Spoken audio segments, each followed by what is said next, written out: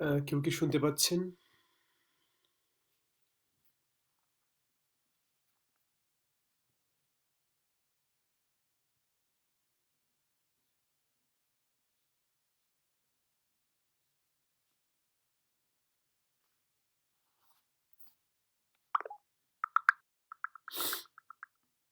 উম, প্রিয় বন্ধুরা, হ্যাঁ, তৌফিক হাসান ময়না ভাই, ধন্যবাদ আপনি যুক্ত হয়েছেন। এবং আরো যারা যারা যেখানে আছেন বাংলাদেশের সবাইকে যুক্ত হওয়ার জন্য অনুরোধ করছি। আপনারা কি একটু শুনবেন যে আমার কথা বলা শোনা যাচ্ছে কিনা? একটু বলবেন কেউ যারা শুনতে পাচ্ছেন। আচ্ছা, তাহলে ধন্যবাদ। পাভেল, আপনিও যুক্ত হয়েছেন। আম, এমন একটি দুর্যোগপূর্ণ সময়ে আমরা এই এই আয়োজনে যুক্ত হয়েছি। আসলে যে উদ্দেশ্য নিয়ে আমাদের আয়োজনে যুক্ত হওয়া সেটা এই সময় হওয়ার কথা না, এবং এমন এমন উদ্যোগ নিয়ে আসলে এগিয়ে আসার আমাদের লক্ষ্য ছিল না। আমাদের এখন এই মুহূর্তে পুরো পৃথিবীতে যে সময়ে আমরা অতিক্রম করছি এবং যে সময়ের মধ্য দিয়ে যাচ্ছি, এটা এটা ভীষণ রকমেরই দুর্যোগপূর্ণ সময়। এবং আমার মনে হয় এটার জন্য মানুষই দায়ী।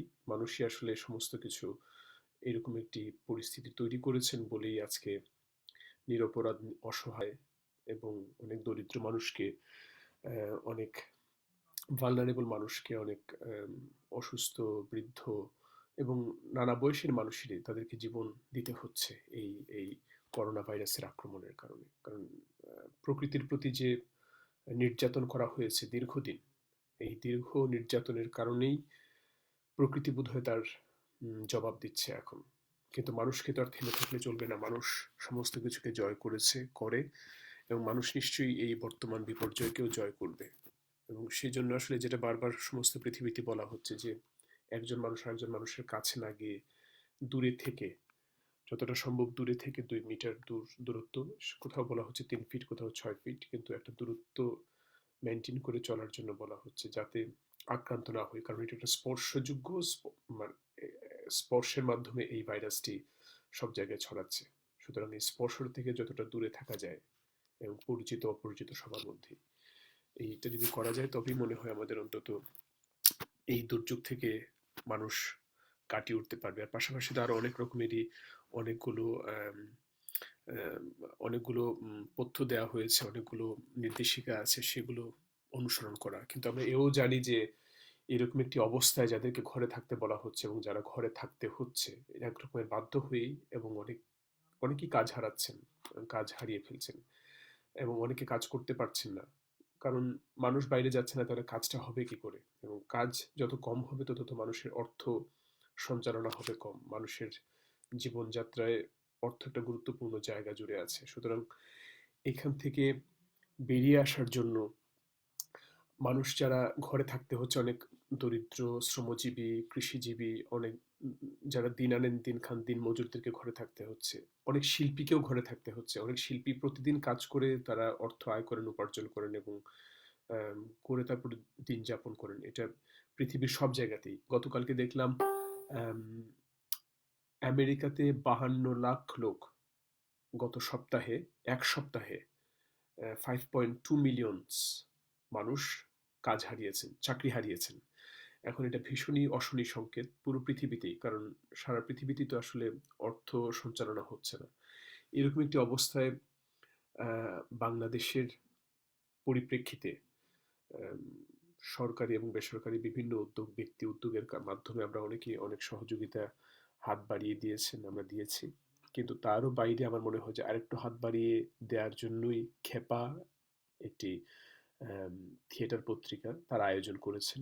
শিল্পী এবং যে সংস্কৃতি কর্মী, যারা দিন আনে দিন খান এবং যারা প্রতিদিনের কাজের উপরে নির্ভর করে তারা আসলে দিন যাপন করেন, এই সময়ে তারা কোনো কাজ করতে পারছেন না।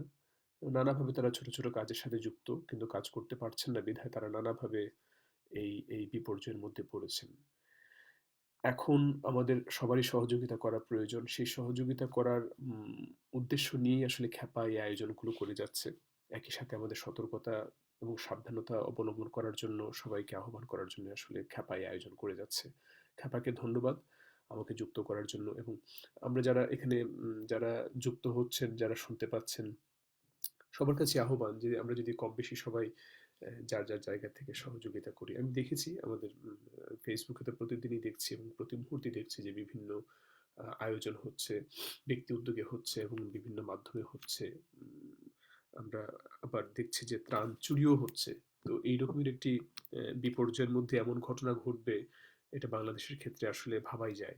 কিন্তু পাশাপাশি আমরা আশাও করি যে এর একটি বিহিত হবে এবং এই যারা ত্রাণ চুরি করছে এদেরকে দৃষ্টান্তমূলক শাস্তি দেওয়ার মাধ্যমে যাতে সাধারণ মানুষের, ভুক্তভোগী মানুষের এবং যারা দিন আনেন দিন খান দিন মজুরদের এবং শ্রমজীবী, কৃষিজীবী, মৎস্যজীবী মানুষ যারা শ্রমের সাথে যুক্ত, সরাসরি শ্রমের সাথে যুক্ত, সেই সব মানুষের সহযোগিতার জন্য যাতে সরকার এবং বেসরকারি পর্যায়ে এবং ব্যক্তি পর্যায়ে যারা উদ্যোগ নিচ্ছেন সবাই যেন এগিয়ে আসতে পারেন, তারা যেন অকুণ্ঠভাবে এগিয়ে আসতে পারেন, তারা উৎসাহিত হন।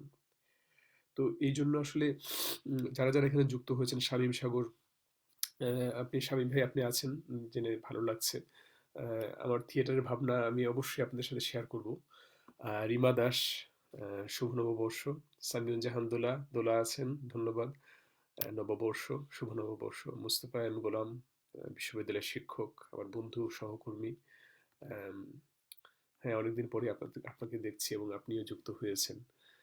আমি আমি আসলে আর সাউন্ড বাড়াবো, হ্যাঁ, যেটুকু সাউন্ড বাড়াতে পেরেছি আমার মনে হয়েছে এখন যদি শুনতে পান। আম, অপু, আপনিও যুক্ত হয়েছেন, অপু মেহেদি। আপনি অনেক কষ্ট করে এই প্রচারপত্রটা তৈরি করছেন প্রতিদিন, ধন্যবাদ। আম, আমি আমার এই প্রাথমিক এই আলোচনার পরে আমার মনে হয় যে হ্যাঁ, ওইখানে খ্যাপা যেটা দিয়ে রেখেছে যে যদি কোনো রকমের কেউ সহযোগিতা করতে চান খ্যাপার মাধ্যমে, তাহলে খ্যাপার এখানে বিকাশের একটি অ্যাকাউন্ট আছে এবং সহযোগিতার মানে যে পদ্ধতিগুলো তারা বলে রেখেছে, যদি আপনাদের যাদের সহযোগিতা করার আহ, করতে চান তারা সবাই এগিয়ে আসতে পারেন সহযোগিতা করার জন্য। আর আমি আমি একটা আমি একটা আহ্বান রেখেছিলাম কিছুদিন আগে ফেসবুকের মাধ্যমে যে বাংলাদেশের এই করোনা ভাইরাস প্রতিরোধ কার্যক্রমে যারা মানে বিভিন্ন সরকারি এবং বেসরকারি পর্যায়ে যারা আহ, বৈশাখী উৎসব ভাতা পান, বৈশাখী উৎসব ভাতা প্রায় 20% বৈশাখী উৎসব ভাতা। তো বৈশাখী উৎসব ভাতা যদি এই 20% যারা যেভাবে পাচ্ছেন, সরকারি এবং বেসরকারি পর্যায়ে যারাই দিয়ে থাকেন, যদি এই টাকাটা আম, এই এই এই কাজে যুক্ত করা যেত এই প্রতিরোধ কার্যক্রমে, তাহলে আমার মনে হয় যে একটা বড় পরিমাণ অর্থের যোগান হতো বাংলাদেশ সরকারের জন্য। এখন আমি দেখলাম যে এটা হয়নি, এখন এরকম অনেক সিদ্ধান্তই হয়তো উম, নিতে সরকার ব্যর্থ হয়েছে, আবার অনেক সিদ্ধান্ত নিয়েছে। কিন্তু আমার মনে হয় যে আমরা যেভাবে পারছি যদি আমরা এগিয়ে আসতে পারি, যেমন আমি ব্যক্তিগতভাবে আমি এবং আমার ভাই আমরা দুজনেই, আমি বিশ্ববিদ্যালয়ে শিক্ষকতা করি, আমার ভাই ব্যাংকে তিনি কর্মরত সিলেটে। তো আমরা উভয়ই কিন্তু আমার যে জন্মস্থান, জন্মভূমি হবিগঞ্জ জেলার নবীগঞ্জ থানায়, সেখানে আমি এবং আমার ভাই দুজনেই সহযোগিতা করার চেষ্টা করেছি এবং আমরা দুজনে যেহেতু মানে সরকারি কাজই করি, সরকারি স্বায়ত্তশাসিত মানে প্রতিষ্ঠানে আছি, আমাদের একটি মহার্ঘ ভাতা, বা মহার্ঘ নয়, এটা হচ্ছে বৈশাখী ভাতা, সেটা আমরা দুজনেই ওই খাতে এই করোনা প্রতিরোধ কার্যক্রমে যারা দরিদ্র, যারা প্রতিদিন দিনমজুর, আমাদের পরিচিত এবং আমাদের কিছু সবাই পরিচিত যারা কাজ করেন নবীগঞ্জ এলাকায়, তাদেরকে আমরা সহযোগিতা করার চেষ্টা করেছি। এবং আমি সংস্কৃতি কর্মীদের একটি গ্রুপ আছে আমাদের ঢাকা থেকে উদ্যোগ নিয়ে এটা করা হয়েছে, সেখানেও যুক্ত আছে এবং সেখানে আমি আহ্বান রেখেছিলাম যে আরো কয়েকজনকে যদি সহযোগিতা করা যায়। তো তারাও কয়েকটি সহযোগিতা পাঠিয়েছেন আমার ভাইয়ের মাধ্যমে নবীগঞ্জে, ধন্যবাদ তাদেরকেও। আহ, আমার নাকে বেশ সর্দি হয়েছে, আমি মাঝে মাঝে একটু পানি খাবো, গরম জল। সামিউন, এখন কি শোনা যাচ্ছে? আমি বোধহয় একটু জোরে কথা বলতে হবে না?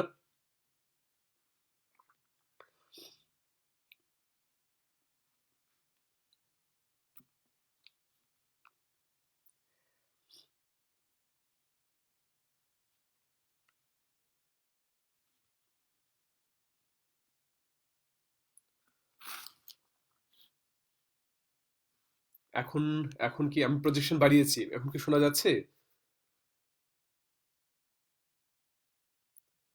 আহ, আচ্ছা মুমিন, ধন্যবাদ আপনি যুক্ত হয়েছেন। আসাদ ভাই, আসাদুল ইসলাম, ধন্যবাদ। আমি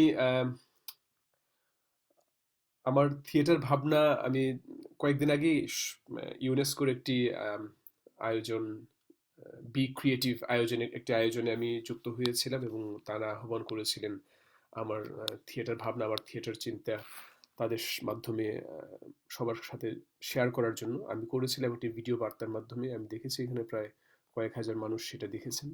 তো সেখানে আমি যে কথাগুলো বলেছি আসলে সেই সেই কথাগুলোই আসলে আমার জীবনে, আমার কাজে আমি আমার প্রতিফলিত করার চেষ্টা করি, প্রতিফলন ঘটানোর চেষ্টা করি।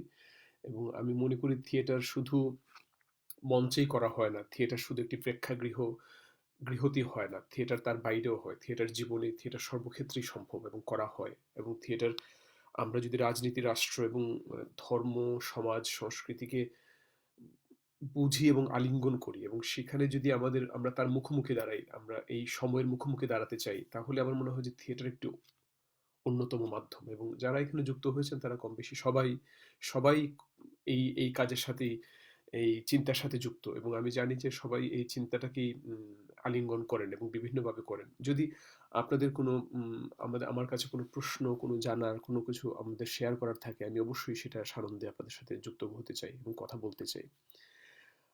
আর আমার মনে হয় যে আসলে থিয়েটারকে শুধু এন্টারটেনমেন্ট মাধ্যম হিসেবে দেখার সময় এখন শেষ। এখন পৃথিবীর কোথাও শুধু এন্টারটেনমেন্ট বলে থিয়েটারকে দেখার অবকাশ আর নেই। পাশাপাশি থিয়েটার যারা করছেন, বিশেষত আমরা তৃতীয় বিশ্ব বলি বা দ্বিতীয় বিশ্ব বলি, সেখানে থিয়েটারের সাথে যুক্ত যুক্ত যারা আছেন এবং হচ্ছেন, তাদের নানাভাবেই তারা আহ, দুর্যোগের ভিতরে আসলে এবং বিপর্যয়ের মধ্য দিয়ে এবং সংগ্রামের মধ্য দিয়ে থিয়েটারে যুক্ত আছেন। আমি নিজে আমার উদাহরণ দিয়ে আমি বলতে পারি যে আমি যখন থিয়েটার করা শুরু করি 1995-তে, আমি যখন কলেজে কেবল ভর্তি হয়েছি, তখন আমি আসলে আমার মা ছাড়া আর কারো কাছ থেকেই উৎসাহ পেতাম না।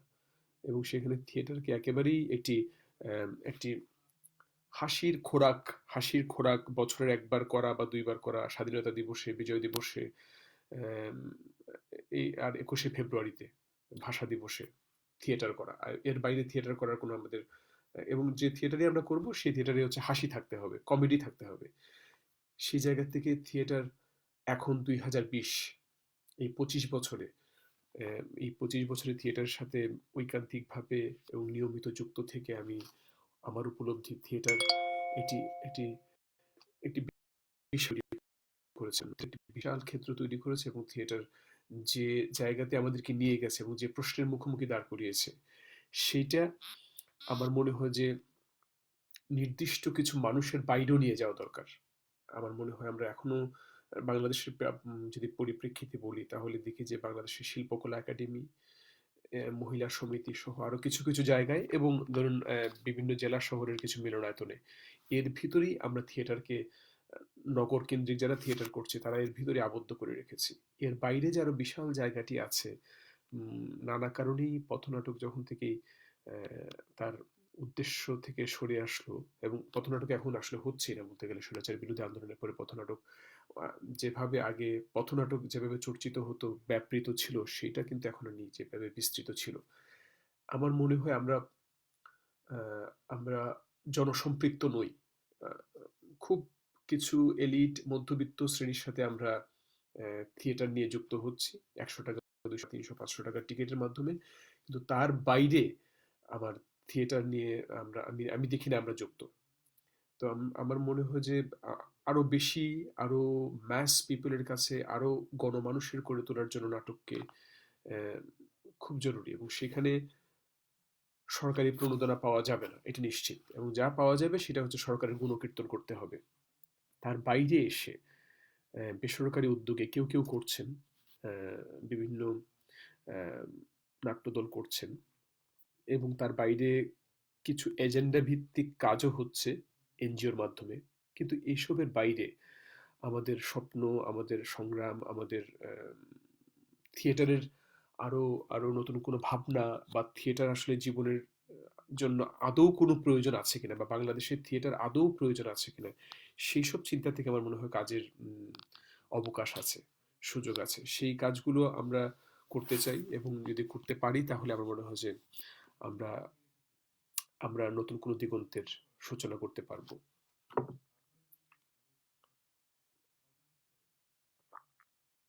হ্যাঁ, মনি আপাকে কথা কথা কথা খুব আস্তে শোনা যাচ্ছে। আমি আরেকটু জোরে বলবো, তাহলে আমি প্রজেকশন বাড়াবো আবার। হ্যাঁ, মাহবুব আলম আপনি যুক্ত হয়েছেন, ধন্যবাদ।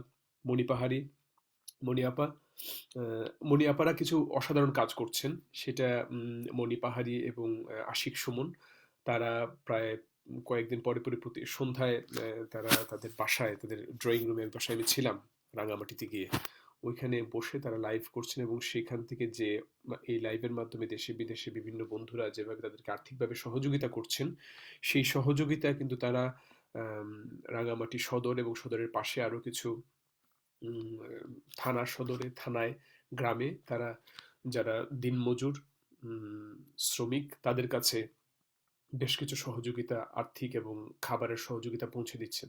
আপনাদেরকে সত্যি আমি কৃতজ্ঞতা জানাচ্ছি এরকম একটি কাজের জন্য। পাশাপাশি আরো অনেক নাট্যকর্মী, সংস্কৃতি কর্মীরা এক হয়ে সংস্কৃতি কর্মী একটি গ্রুপও করেছেন ঢাকায় এবং সেটা সারা দেশে সহযোগিতা পৌঁছে দিচ্ছেন। কারণ আমি এর সাথে যুক্ত আছি, আমি জানি।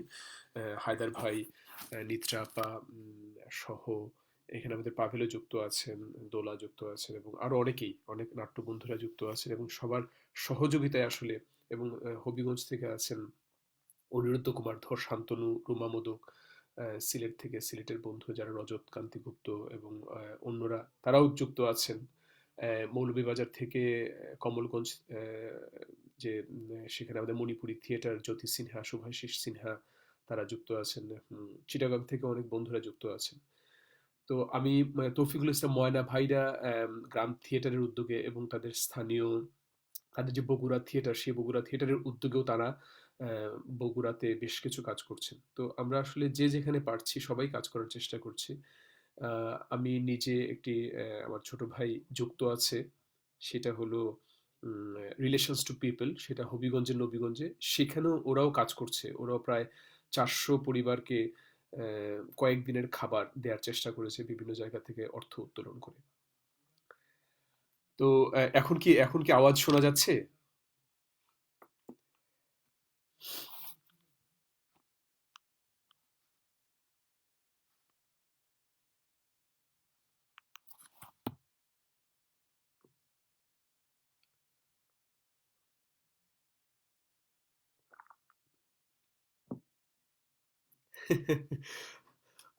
হায়দার ভাই, আপনি বলছেন আমি একটা গান গাইতে, আমি আসলে নির্দেশকরা বেসুরা হয় সেটা বোধহয় খানিকটা ঠিকও।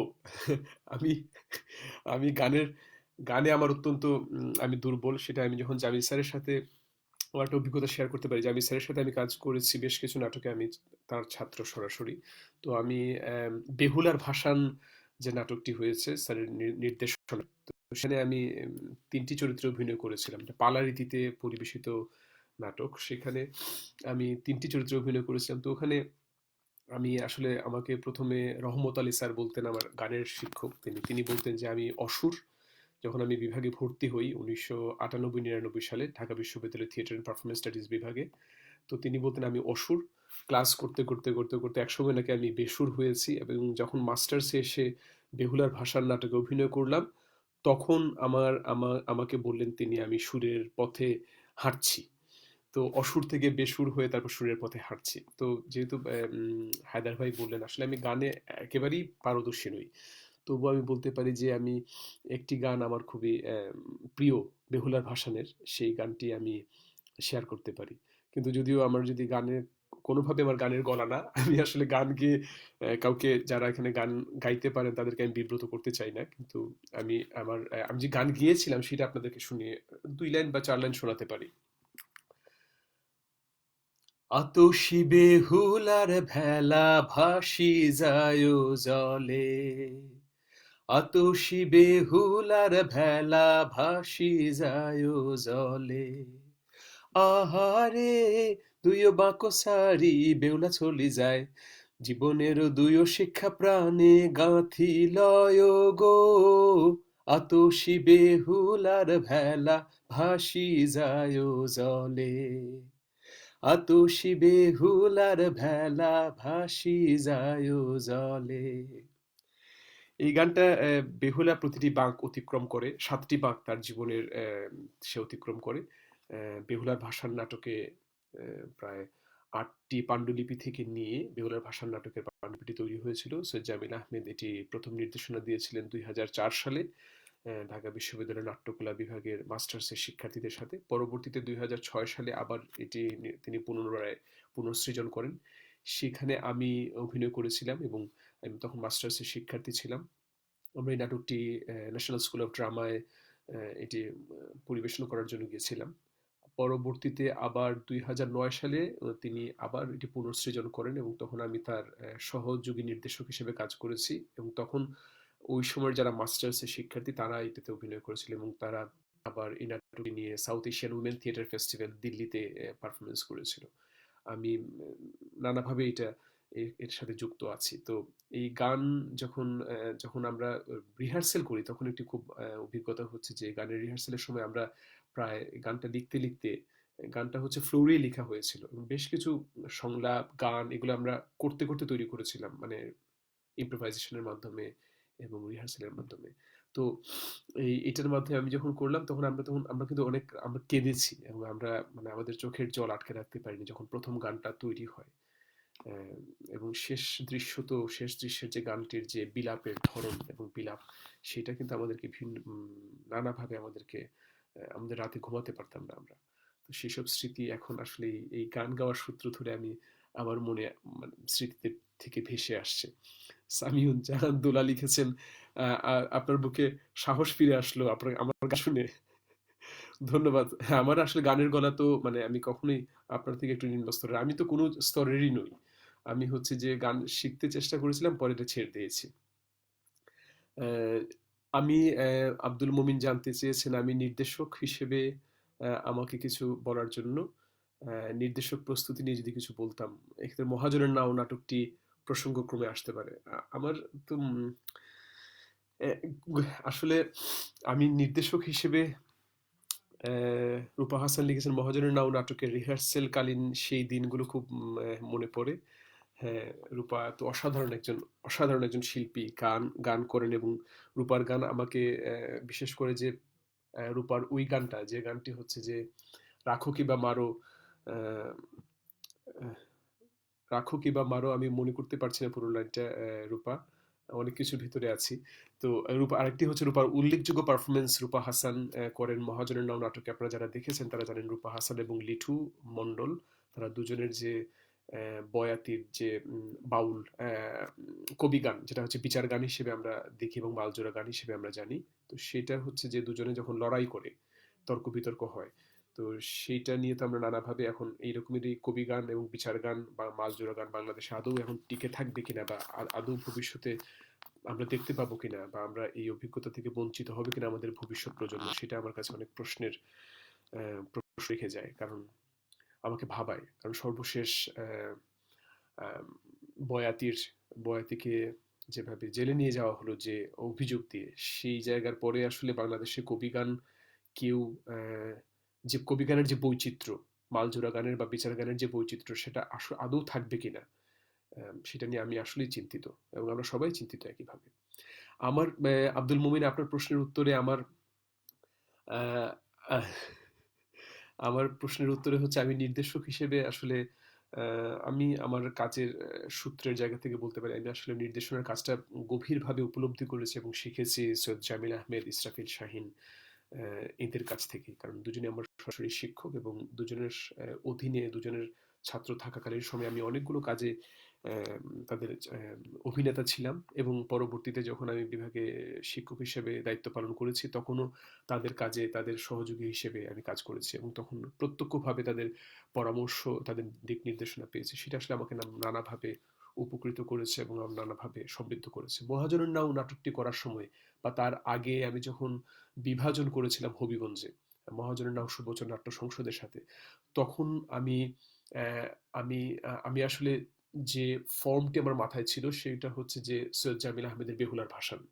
এই নাটকটি আমার মাথায় ছিল।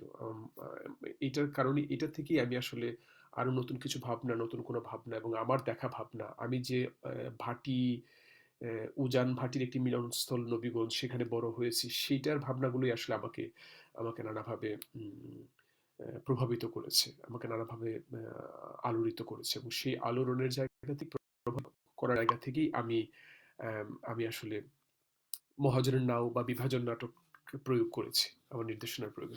তো আমি আসলে আহ, আমি নির্দেশককে পুরো নাটক নির্মাণ থেকে আলাদা করে দেখার জায়গা থেকে সরে এসেছি এবং আমি মনে করি আমার নির্দেশনার জায়গাতে এখন মনে করি আসলে নির্দেশক হিসেবে আমি যে কাজগুলো করে আসছি, যদি এখন করতাম তাহলে নিশ্চয়ই ভিন্ন রকম হতো। এবং আমার এখন ভাবনা হচ্ছে যে নির্দেশক হিসেবে আ- আসলে প্রচুর পড়তে হবে এবং প্রচুর জানতে হবে, অনেক কাজ দেখতে হবে এবং শুধু শহরে না, আমার মনে হয় যে আমাদের শহরের বাইরেও কৃষিভিত্তিক সমাজ ব্যবস্থায় যে কাজ আছে, আমরা যাকে গ্রাম বলি, সেখানে যে কাজ আছে সেই কাজগুলো দেখা দরকার। সেই কাজ দেখা এবং পড়া, এবং শুধুমাত্র নাটক নয়, নাটকের বাইরেও কবিতা, গান শোনা, কবিতা এবং হচ্ছে আর্ট এক্সিবিশনে যাওয়া, ফিল্ম দেখা। আমার মনে হয় যে এটা ভীষণভাবে জরুরি মমিন। আমি এটা আমি আমার আমার আমার উপলব্ধি, আমার জানা থেকে, আমার অভিজ্ঞতা থেকে আমি শেয়ার করতে পারি। আমি এটা না আমি উপদেশ দিচ্ছি, অথবা আমি আপনাকে কোনো এটা প্রেসক্রিপশনও না। এটা আমি বলতে পারেন, আমি বলতে পারি এটা আমার উপলব্ধি এবং আমি আমার অভিজ্ঞতা আপনার সাথে শেয়ার করছি। পড়া, দেখা, এবং দেখা শুধু নাটক নয়, দেখা হচ্ছে জীবন দেখা এবং আমাদের চলমান জীবনকে দেখা, আর্ট এক্সিবিশন দেখা, ফিল্ম দেখা, শিল্পের যত শাখাকে দেখা যায় এবং জীবনকে দেখা যায়। আমার মনে হয় যে নাটক নির্মাণে একজন নির্দেশকের জন্য এটা ভীষণ জরুরি এবং এটা সম্ভব। আমার মনে হয় যে এটা যদি কেউ করতে চান সম্ভব। কিন্তু এটার পাশাপাশি এও সত্য, যেটা সামিউল জাহান দোলা যে প্রশ্ন রেখেছেন, পেশাজীবী থিয়েটার নিয়ে একটু বলেন, বিশেষ করে একাডেমিকভাবে যারা প্রতি বছর বের হচ্ছে তাদের কর্মস্থল নিশ্চিত করার ব্যাপারে আমাদের করণীয় কি হতে পারে। যদিও এই এক নাতি দীর্ঘ আলোচনা, তবু অত্যন্ত প্রয়োজনীয়। আমি জানি যে এই এই এই বিষয়টি তর্ক বিতর্ক এবং আলোচনা আলাপ দীর্ঘদিন ধরে চলছে এবং আমরা নানাভাবে বিভিন্ন জন এর সাথে যুক্ত। আপনি নিশ্চয়ই প্রশ্ন করতে পারেন, আমি যদি বিশ্ববিদ্যালয়ে শিক্ষক হওয়ার সুযোগ না পেতাম তাহলে আমি কি করতাম। হ্যাঁ, নিশ্চয়ই এটা প্রশ্নের একদম একেবারেই ঠিক প্রশ্ন। আমি আমার অভিজ্ঞতা থেকে বলতে পারি, আমি আসলে আমি ভেবেছিলাম যে আমি থিয়েটার করব, পাশাপাশি এমন কিছু কাজ করব, কারণ বাংলাদেশে যেহেতু থিয়েটার করে পেশাদারিত্বের সুযোগ আমরা অর্জন করতে পারিনি। তো প্রথমে পাশ করার পরে কিন্তু ১.৫-২ বছর আমি কোনো কাজ করতে পারিনি। আমি যে ওয়ার্কশপ করে করে বেরিয়েছি নারায়ণগঞ্জে, সিলেটে, হবিগঞ্জে, বরিশালে, বিভিন্ন জায়গায় আমি কর্মশালা করিয়েছি। কর্মশালার মাধ্যমে ২০০, ৩০০ টাকা, ৪০০, ৫০০ টাকা পেতাম।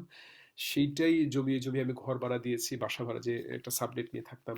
তো আমি ওই জায়গা থেকে আমি জানি যে আসলে যারা থিয়েটারে পড়াশোনা করে একাডেমিক্যালি যারা পাশ করছেন, এদের সংগ্রামটা কোথায়। কারণ পাশ করার পরে যদি একটা দলে সে কাজ করে, তাহলে তাকে যে ডেডিকেশনের সাথে সে যেভাবে পড়ে আসছে, সে যেভাবে ডেডিকেটেড পড়াশোনার প্রতি বা ডিপার্টমেন্টের প্রতি ছিল, সে বেরিয়ে এসে সে ওইখানে পার্ট টাইম করার মধ্য দিয়ে কতটা অর্জন করতে পারবে সেটা তার মধ্যে একটা সন্দেহ থাকে। কিন্তু এও সত্য যে যারা বাংলাদেশে থিয়েটার করছেন, তার তো ৯৯% বা ৯৯.৯৯%ই হচ্ছে গ্রুপ থিয়েটার ফেডারেশন, বা এর ছাড়াও যারা পথনাটক করছেন, বা গ্রুপ থিয়েটার ফেডারেশনের বাইরেও যারা করছেন নাটক, তারা সবাই গ্রুপ থিয়েটার করছেন। ফেডারেশন শব্দটা বাদ দিয়ে আমি গ্রুপ থিয়েটার করছেন।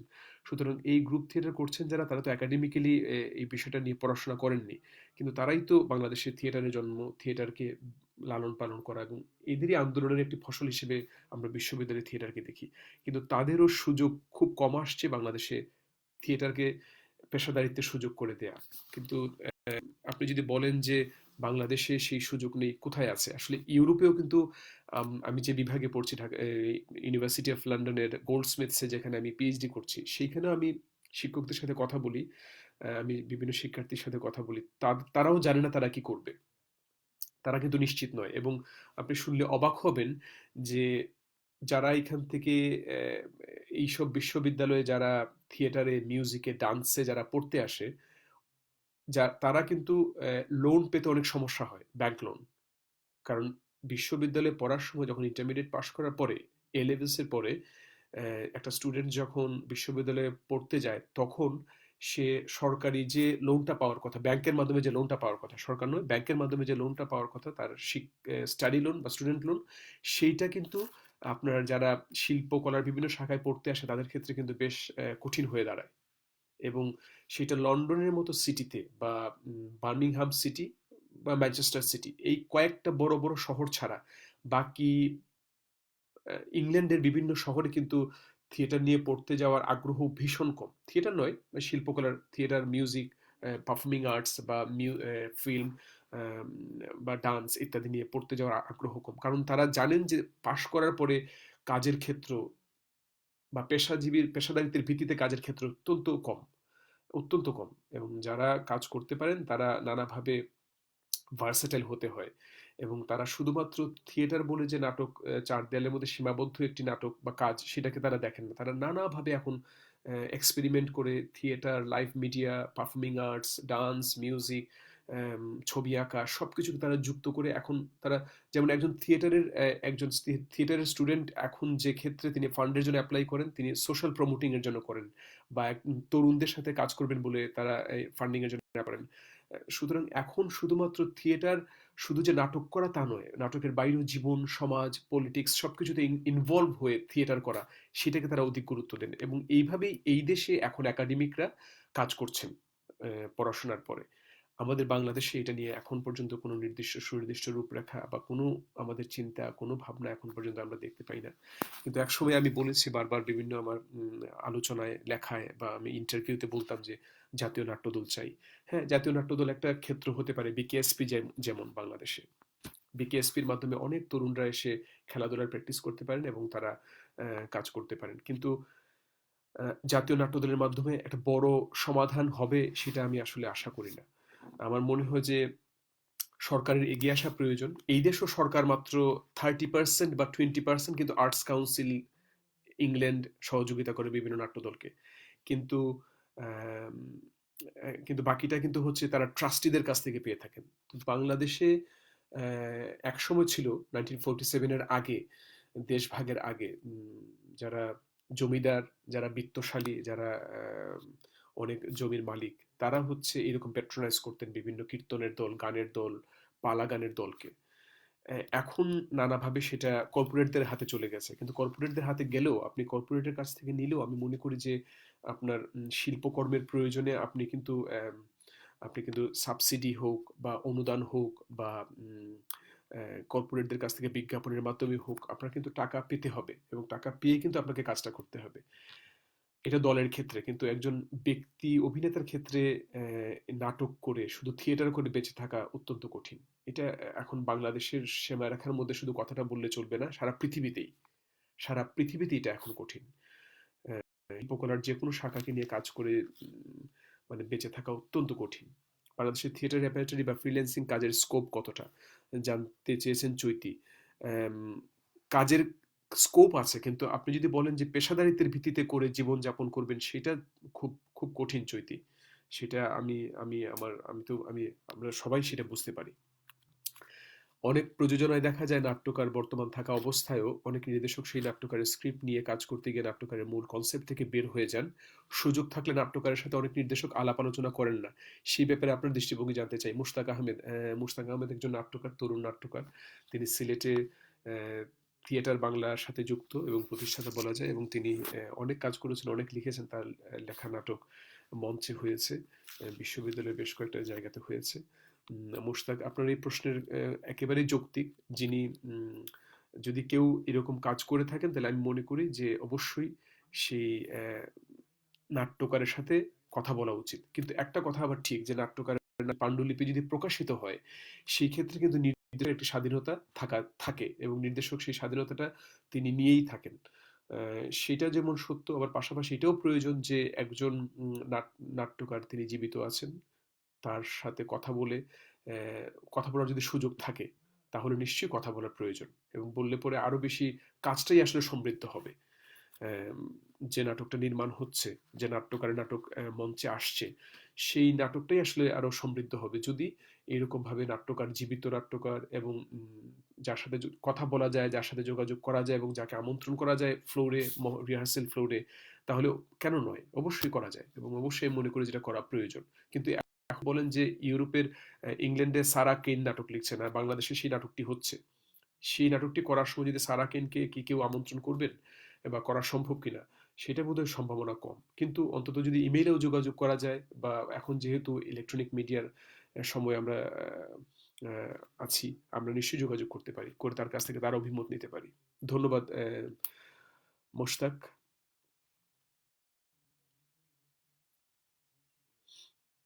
হ্যাঁ, ওই চৈতি যেটা জানতে চেয়েছিলেন, চৈতি আমি তো বলেছি আপনাকে যে রেপার্টরি, থিয়েটার রেপার্টরি অবশ্যই করা যায়, ফ্রিল্যান্সিং করেও কাজ করা যায়। আপনি দেখেছেন বাংলাদেশে অনেকেই করছেন এখন।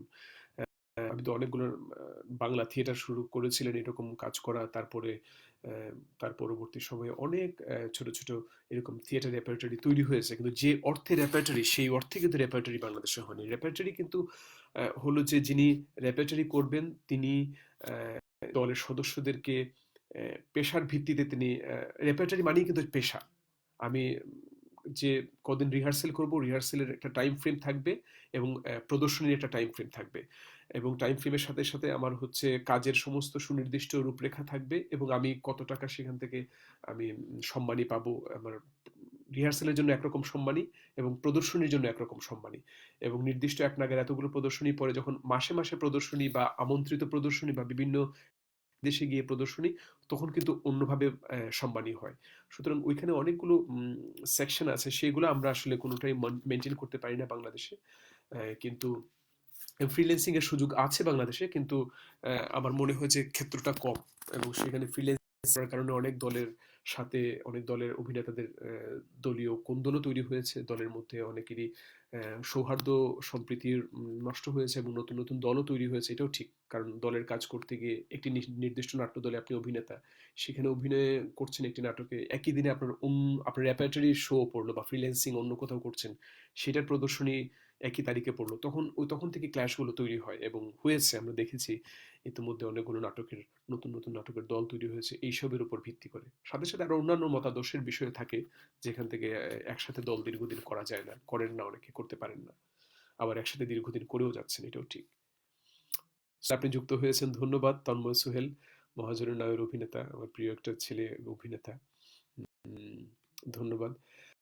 আজকে কিন্তু রাত 10:30টায়, বাংলাদেশ সময় রাত 10:30টায় খ্যাপার যে অনলাইন আড্ডায় গান এবং গল্পে যুক্ত হবেন আমাদের প্রিয় শিল্পী, অনেকেরই প্রিয় শিল্পী কনক আদিত্য। কনক আদিত্যকে আপনারা নিশ্চয়ই তার সাথেও যুক্ত হবেন। আর কামরুল হাসান খান জানতে চেয়েছেন নির্দেশনা দিতে গিয়ে সবচেয়ে বেশি ভাবতে হয়েছে কোন নাটকের ক্ষেত্রে। আমি বলবো চাকা। চাকা, এক কথায় চাকা, সেলিম আল দীনের চাকা। এবং সেই চাকা নির্দেশনা দিতে গিয়ে আমি আসলে আমি মনে করি যে আমি আমি একটা আমার আমার আমি অন্যতম একটি কাজ করতে পেরেছি, এবং আমি আমি এই কাজটি করতে পেরে আমি নিজেই আমি আমি বুঝতে পেরেছি যে আমাকে আমাকে কত কাজ করতে হয়েছে, এবং যারা অভিনেতা দল ছিলেন তারা সবাই যেভাবে এটা নিয়ে পরিশ্রম করেছেন, সময় দিয়েছেন, ভেবেছেন, আমি বলব চাকা নিয়ে আমাকে অনেক ভাবতে হয়েছে। অবশ্যই মহাজনের নাও, লাল জমিন, ম্যাকবেথ, বিভাজন, ফনা আম সহ আরো অন্যান্য কাজ, জ্যোতি সংহিতা, ঢাকা বিশ্ববিদ্যালয়ের বিভাগে নাট্যকলা বিভাগের সাথে অনেকগুলো কাজ সহ আরো যে কাজগুলো আমি করেছি, গহন যাত্রা, সেই কাজগুলোর ক্ষেত্রে আমাকে ভাবতে হয়েছে। কিন্তু আমি যদি বলি যে সবচেয়ে বেশি ভাবতে হয়েছে, আপনি যেভাবে জানতে চেয়েছেন, কামরুল হাসান খান, আমি বলব চাকা। কারণ চাকা আমাকে উম থিয়েটার এবং পলিটিক্সটা বুঝতে সহযোগিতা করেছে। থিয়েটার ইন পলিটিক্স, এবং politics, how politics makes life stronger, এবং মেক্স পলিটিক্স হ্যাপেন, এটা আমাকে বুঝতে শিখিয়েছে চাকা। নিশ্চিতভাবেই সেলিম আল দীন স্যারের প্রতি আমি আমি তার তার লেখনীতে আমি আমি আমি মুগ্ধ। এবং আরেকটি কাজ করতে গিয়ে আমাকে অনেক ভাবতে করেছিলাম, কিন্তু কাজটি করতে পারিনি সম্পূর্ণ। সেটি হলো স্বর্ণবোয়াল, সেলিম আল দীনেরই আরেকটি নাটক, এবং কাজটি আমি শুরু করেছিলাম কলকাতায় রঙ্গকর্মী দলের সাথে, উষা গাঙ্গুলি, সবাই জানেন আমাদের একজন প্রিয় অভিনেত্রী উষা গাঙ্গুলির আমন্ত্রণে আমি কাজটি শুরুও করেছিলাম, কিন্তু সেই কাজটি আমি শেষ করতে পারিনি, কারণ ওইখানে সময় ইত্যাদি সবকিছু মিলে, অভিনেতাদের সময় এবং আমার সময়। কিন্তু কাজটা ভীষণভাবে জরুরি। এই কাজটা যদি ভবিষ্যতের সময় হয় আমি নিশ্চয়ই করতে পারবো, বা করতে চাইবো।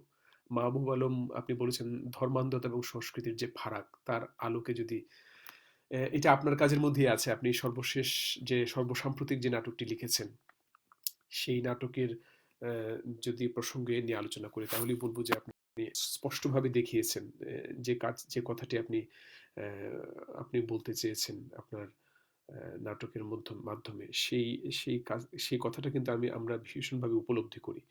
ধর্মান্ধতা কিভাবে সংস্কৃতিকে, এবং যে একটু আগে আমি বলছিলাম যে আহ, আহ, যে বাউল বয়াতি আর গান গাইতে পারছেন না, যিনি কবি গান বা মালজোড়া বা বিচার গান আর হবে কিনা বাংলাদেশে, এই রকমের অভিযোগের প্রেক্ষিতে তাকে জেলে নিয়ে যাওয়ার পরে এবং তাদের মধ্যে যে ভয়টা সঞ্চারিত হয়েছে, ভয়ের সংস্কৃতি তৈরি হয়েছে, সেই জায়গা থেকে আহ, ধর্মান্ধতার ধর্মান্ধদের দ্বারা অনুপ্রাণিত হয়ে বা তাদের দ্বারা প্ররোচিত হয়ে পুলিশের মাধ্যমে সরকার যে সিদ্ধান্ত নিয়েছেন সেটা তো আমাদেরকে ভীষণভাবে আহত করেছে, এবং আমরা সবাই প্রত্যেকের জায়গা থেকে আমরা প্রতিবাদ করেছি, কিন্তু সেই বাউলের মুক্তি হয়নি।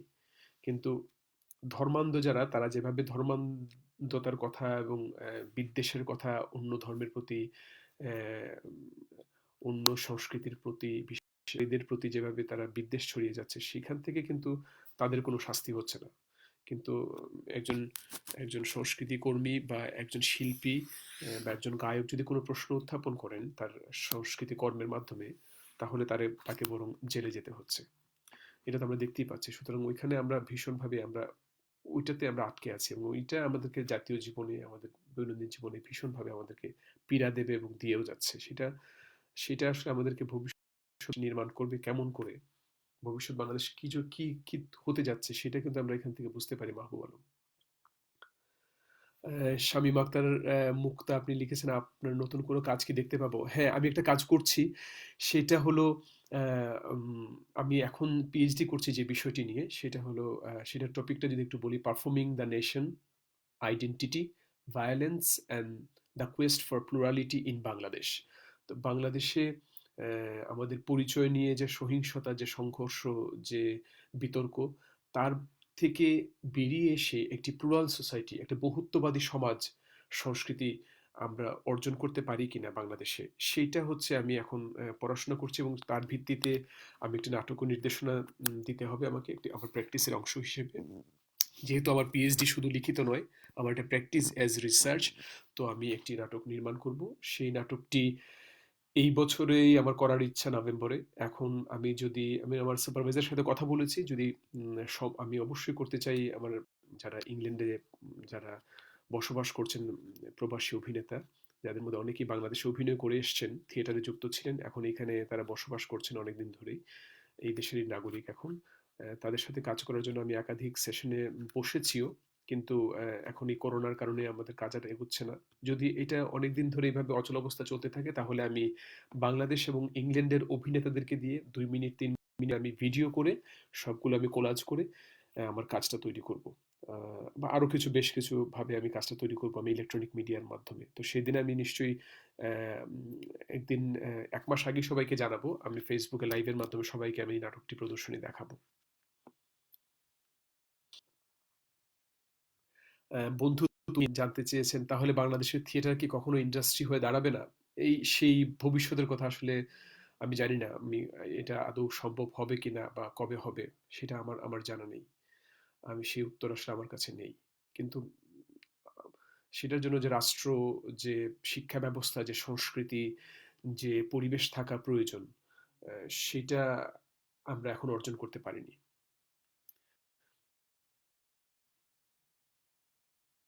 মোহাম্মদ বাড়ি ভাই, ধন্যবাদ, আপনি যুক্ত হয়েছেন। শেখর ব্যানার্জি, আম, সমসাময়িক 2 বাংলা নাটকের একটি তুলনামূলক আলোচনা যদি করতেন। আসলে সময় আমার মনে হয় যে 43 মিনিট 44 মিনিট হয়ে গেছে। আমার 30 মিনিট কথা বলার কথা, মানে আপনাদের সাথে যুক্ত থাকার কথা ছিল, কিন্তু আমি জানি না এখন আর কতক্ষণ পারবো। পাভেল যদি এখানে উপস্থিত থাকেন তাহলে আপনি কথা বলবেন নিশ্চয়ই। আমার শিক্ষক কামাল উদ্দিন কবির স্যার বলেছেন ভালো আছেন নিশ্চয়ই। এখানে নেট সমস্যার কারণে শুনতে দেখতে অসুবিধা হচ্ছে। নাট্যবিদ্যা বিষয়ে জরুরি কিছু আলাপ করার ইচ্ছা ছিল, এখানে সম্ভব হচ্ছে না। সরাসরি যোগাযোগের মাধ্যমে আলাপ করে নেব। ভালো থাকবেন। কামাল উদ্দিন কবির আমার শিক্ষক, এবং আমি আসলে ফটোগ্রাফি এবং কম্পোজিশন, সেট ডিজাইন যে কয়েকটি করেছি আমি আমার বাংলাদেশে, আমার অবশ্যই বলা উচিত আমি কামাল উদ্দিন কবির স্যারেরই সেট ডিজাইনের ছাত্র, এবং আমি শিখেছি সেট ডিজাইন যাকে বলে, ডিজাইন আইডিয়া, সেটা কামাল উদ্দিন কবিরের কাছ থেকে। আমি স্যারের কাছে কৃতজ্ঞ। আমি আশা করছি স্যার আপনি ভালো থাকবেন। আহ, পাভেল যদি থাকেন করতে পারবো। সামিউল জাহান দোলা, আপনি বলেছিলেন যে প্রিয় কিছু নাটক নিয়ে আলোচনা হতে পারে। উম, আমার প্রিয় নাটক, আহ, অবশ্যই প্রিয় নাটক যে কাজগুলো করেছি এর বাইরেও অনেকগুলো কাজ আমার প্রিয়। আহ, আমি যেগুলো করেছি আর কি সেগুলোর কথা বলছিলাম, কিন্তু তার বাইরে তো বাংলাদেশের অনেক অনেক প্রিয় নাটক আছে। এখন এইটা বলে লিস্ট বলে শেষ করা যাবে না। আহ, তবে সাম্প্রতিক সাম্প্রতিক আমি বাংলাদেশে গিয়ে আমি পুত্র দেখে এসেছি। সেখানে আপনি জানুয়ারি মাসে, ডিসেম্বরের শেষে আপনি আপনি সেখানে অভিনয় করেছেন ঢাকা থিয়েটারের পুত্র। শিমুল আপার ডিরেকশন, দোলা অভিনয় করেছেন। আমার ভীষণ ভালো লেগেছে, ভীষণ ভালো লেগেছে। আর যদি কারো কিছু আম, পাবে, যদি একটু বলতেন যে আমরা আর কতক্ষণ থাকার কথা বলা যেত। ওমর ফারুক মহাজনের নাও আমি দেখেছি 14 বার। ধন্যবাদ ওমর ফারুক, আপনি অনেকবার দেখেছেন। মুনতাসির জানতে চেয়েছেন কি করছি, মানে কি কোথায় করছি। আমি ইংল্যান্ডে এখন পিএইচডি করছি। আমার এটা 3rd ইয়ার, আগামী বছরে আশা করছি শেষ করে দেশে ফিরে আসবো।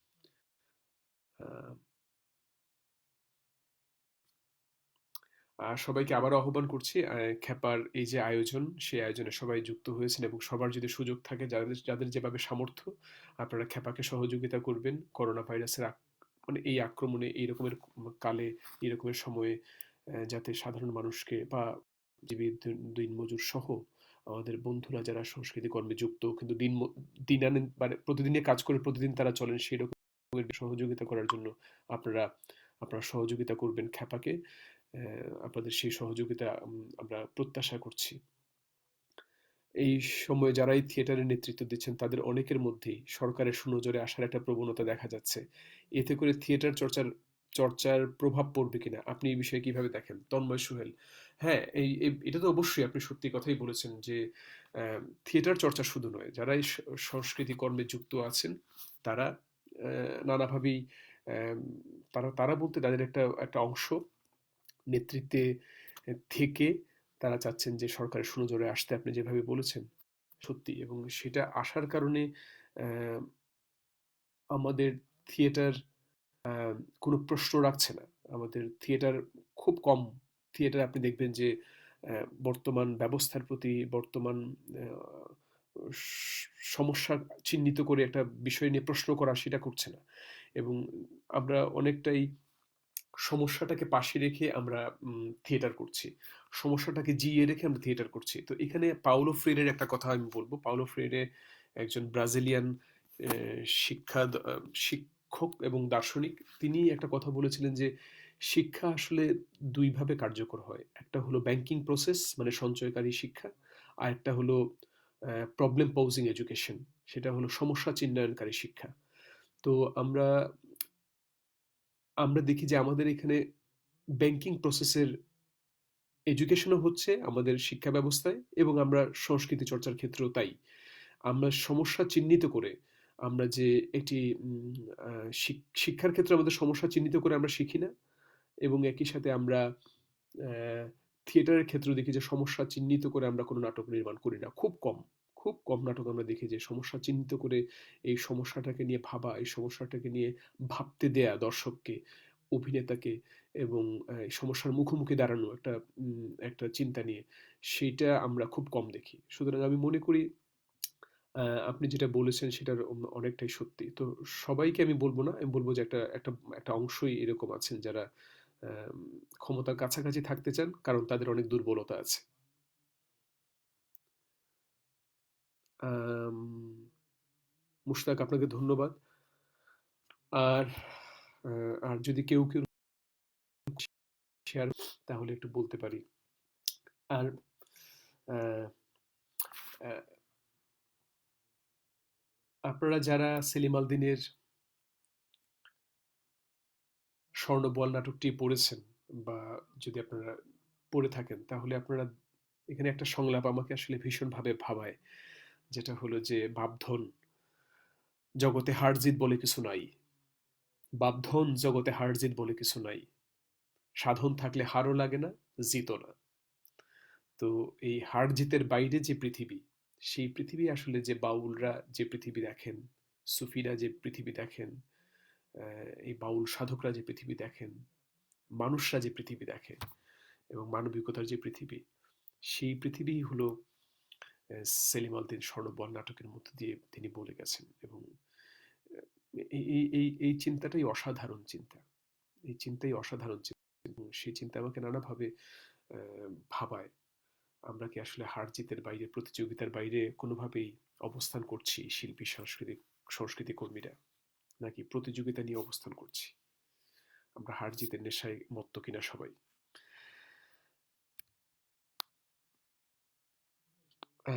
ধন্যবাদ সবাইকে, আপনারা যারা যুক্ত হয়েছেন। এবং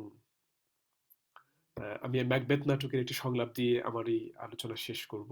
ম্যাকবেথ নাটকের আমার প্রিয় একটি সংলাপ, এবং আপনারা যারা ম্যাকবেথ পদাতিক নাট্য সংসদ টিএসসি যে ম্যাকবেথ প্রযোজনা করেছে উইলিয়াম শেক্সপিয়ারের, সেই কাজে আমি তাদের সাথে নির্দেশক হিসেবে কাজে যুক্ত ছিলাম। এবং সে কাজে যে অংশে লেডি ম্যাকবেথ মারা যাবার পর তার কাছে সংবাদ নিয়ে আসে নার্স, তো তারপরে ম্যাকবেথ যে কথাগুলো উচ্চারণ করে, সেই কথাগুলো আসলে আমি দীর্ঘদিন এই কথাগুলোর মধ্যেই ছিলাম। সেই কথাগুলো আমি আপনাদের সামনে উচ্চারণ করতে চাই। যাও, নিভে যাও, নিভু নিভু দ্বীপ, জীবন নিতান্ত এক চলমান ছায়া, হতভাগ্য এক অভিনেতা রঙ্গমঞ্চে কিছুকাল লাফায় ঝাঁপায়, তারপর আর শোনা যায় না সংবাদ। এ হলো কাহিনী এক নির্বোধ কথিত, অলঙ্কারে অনুপ্রাসে ঠাসা, ইতি তাৎপর্যবিহীন। ধন্যবাদ বন্ধুরা, সবাইকে আলোচনা করে ভালো লাগলো। সবাই ভালো থাকবেন, সুস্থ থাকবেন, সাবধানে থাকবেন। যার যার সম্ভব ঘরে থাকবেন, এবং যাকে কাজে যেতে হয় তাকে তো যেতেই হয়, সাবধানে যাবেন, সাবধানতা অবলম্বন করবেন। এই দুটো হাতে গ্লাভস পরবেন, হাত বারবার ধোয়ার চেষ্টা করবেন, মুখটাকে মাস্ক দিয়ে ঢেকে রাখবেন, আর যতটা সম্ভব দূরত্ব রেখে চলাফেরা করবেন অন্য কারো সাথে। সবাই ভালো থাকবেন। ধন্যবাদ সবাইকে।